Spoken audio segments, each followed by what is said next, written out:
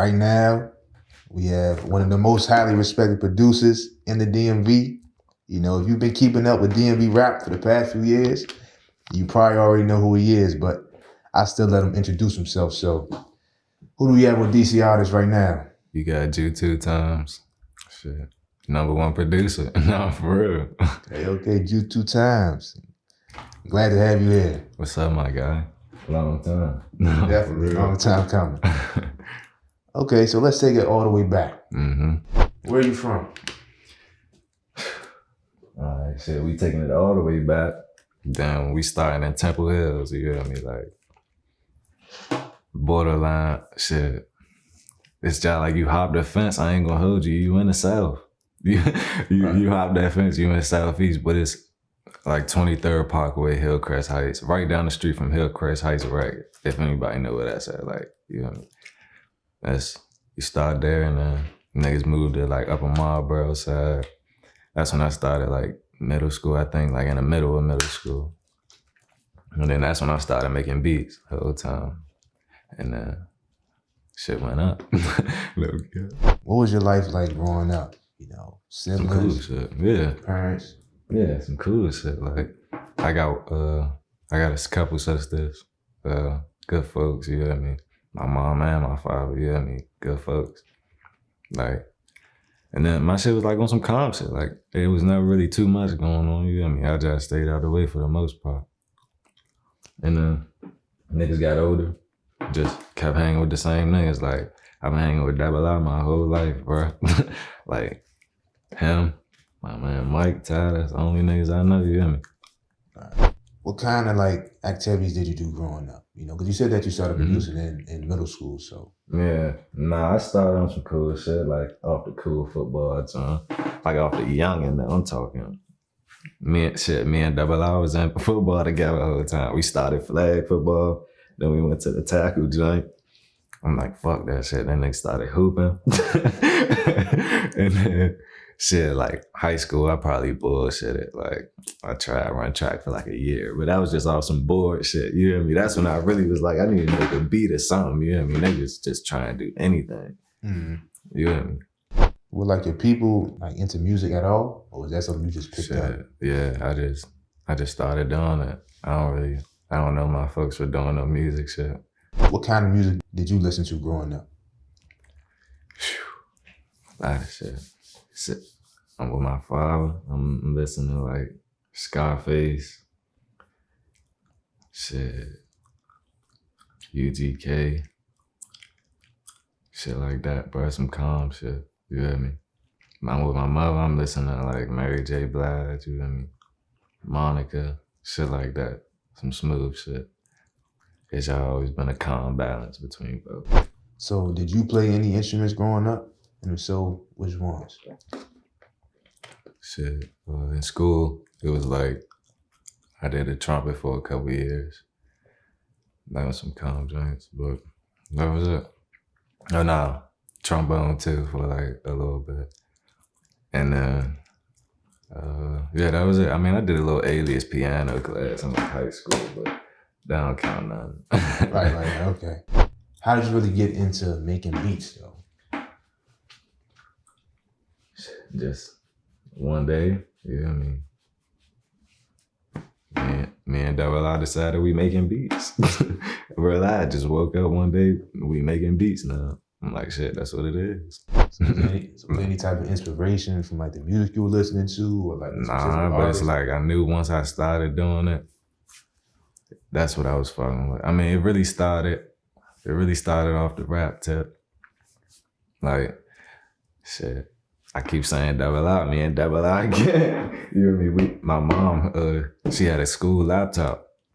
We were using that joint like garage band, recording songs, dropping them on SoundCloud. Can't nobody find them now though. You know what I mean? Can't nobody find them, but like we was dropping them on SoundCloud. It wasn't, you hear me? It wasn't even that good, keep it a bean, but like we was in there cranking, you hear me?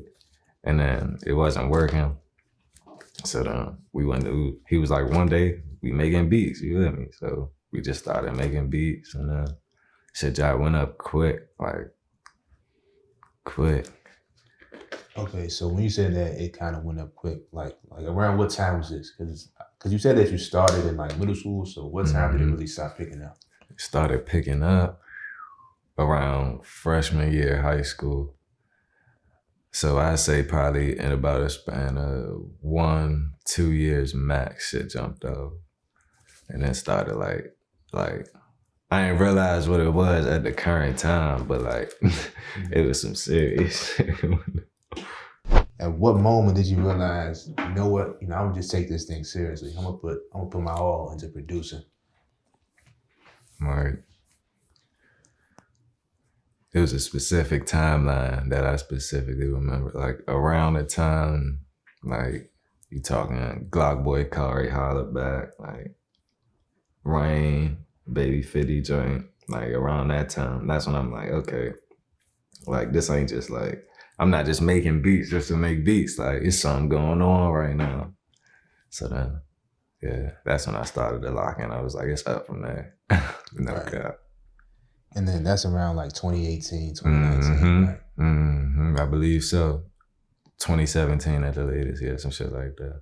Okay, and the rest is history, now you're here. Fuck yeah, real deal history. Okay, so how do you go about making a beat? What's your creative process like? Shit. It's probably me and the man. We had to steal, or shit, I might be alone. Gotta get in my jam first, you know what I mean? I gotta twist a couple. I'm gonna keep it a bang. Go to space real quick, you know what I mean? Probably start with like a piano or some cool shit. Or depending on what I'm feeling, like if I get tired of hearing a rack of pianos, then I might just start with something different. But I usually start with some type of instrumentation and something that go with it, like an accent sound, basically. And get the beat started for real. Hi-hat, snare, kick, 808, beat done for real. Okay, and then on average, like, how long do you think it would take for you to like make a beat? Like, depending on like how I'm feeling and like what I'm trying to do, but on average, I'd say like 7 to 10 minutes. Wow, 7 to 10 minutes. I mean, you got hits. No cap. Wow, only took 10 minutes to make, man. No, for real. That's what's up.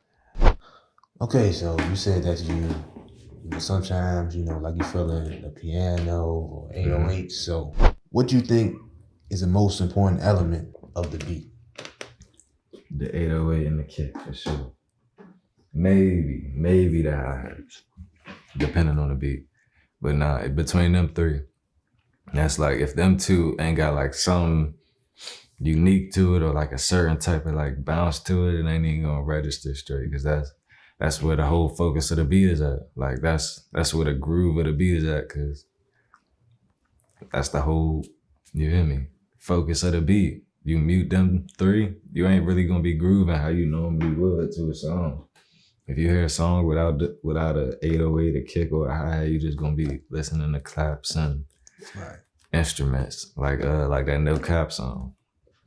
Right, yeah. Okay. So you say the kick, right? Okay, so for those that aren't like familiar with like, music industry terminology or producing, like, like what's the kick? Like, is that the bass? Yeah, that's the bass, exactly. The bass. Shit, that's knocking your speakers. Okay, yeah, right, yeah, the kick, yeah. Yeah, we need the kick, definitely. Nah, it's a difference though, like, okay. You hear me? Like the 808 is like a smoother version of the kick, but it's still a bass. Like that's the quote unquote bass, if we being honest. That's the 808. But like the kick, that's more like a punchy, like, you hear me, a little right behind it. You hear me? What role do you think a producer plays in an artist's success? Success? Yeah. I wouldn't say in success, but I'd say in like developing a certain, like, I don't know how to describe it. It's not success though, like, cause you hear me, the artist putting in their own work, like, you hear me, ain't nobody relying on the producer. But like, producer is mandatory to like build that first breakout, you hear me, like that essential core. Exactly. That's the word I was trying to find. Like that core style that you're looking for. You know what I mean? That's the most a producer can do. But as far as success, you know what I mean, the artist doing the footwork on their own. You know what I mean? We ain't the one shooting the videos. We ain't doing the shit like that. Right. Well, I mean, some people would say though, well, you know, like without the beats and artists are like nothing. Yeah, that's true. But shit, they still, you know what I mean? It's like a 50-50. It's real deal. A weight scale is like a 50-50 give. Okay. Let's say you in the studio, you know, you in there working with the artist, and you guys kind of like disagree on something. Like you may think this beat sounds good for them, and they think otherwise. So how do you kind of handle those type of like situations? I ain't gonna lie. It be certain severities of situations for certain people, but it's like, nigga, like me, I'm just gonna be fuck it. Nigga, you know what I mean? As far as some beat shit go, nigga, like fuck it. So you like never had to say, nah, man, I think you should really leave this in, or like I'm not taking this out. Like, okay. No, cause you know what I mean. It come how it is. You know what I mean? That's how I was feeling when I made it. That's what it is. It's the next one. There's plenty more where that came from. No, for real.